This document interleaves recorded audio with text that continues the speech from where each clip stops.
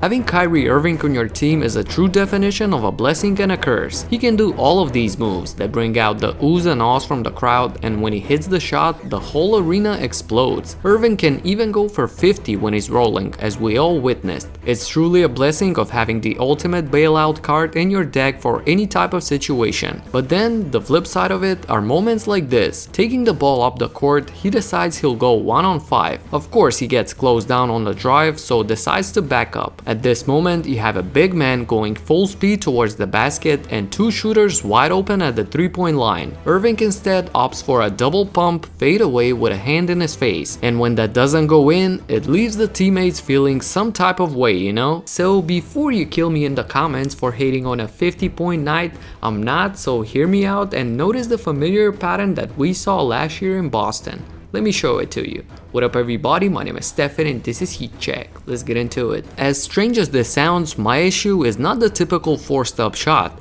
the hero ball type that every superstar shoots at least a few times a game when he maybe should have passed it. My issue in particular are the shots where nobody else touches the ball.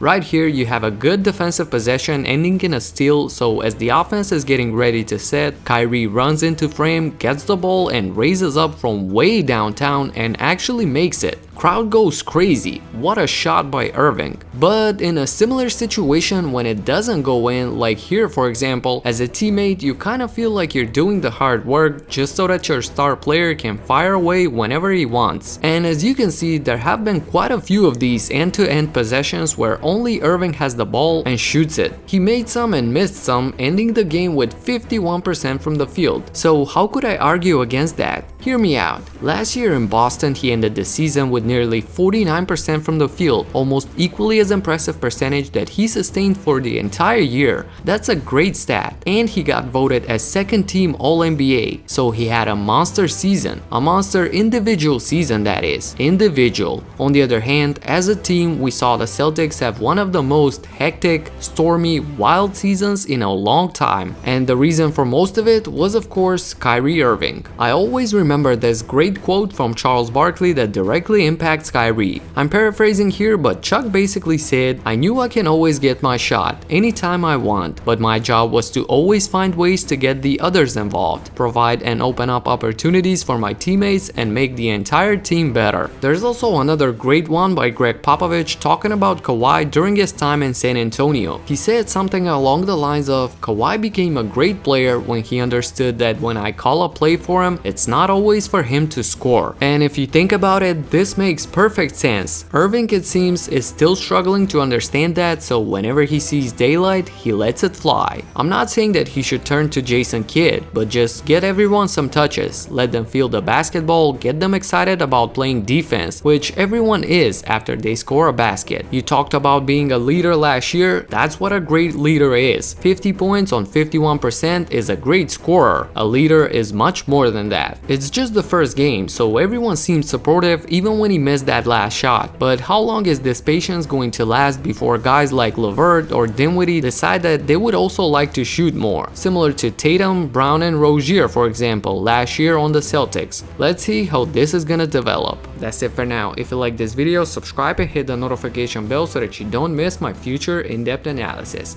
Talk to you in the next one. Peace out.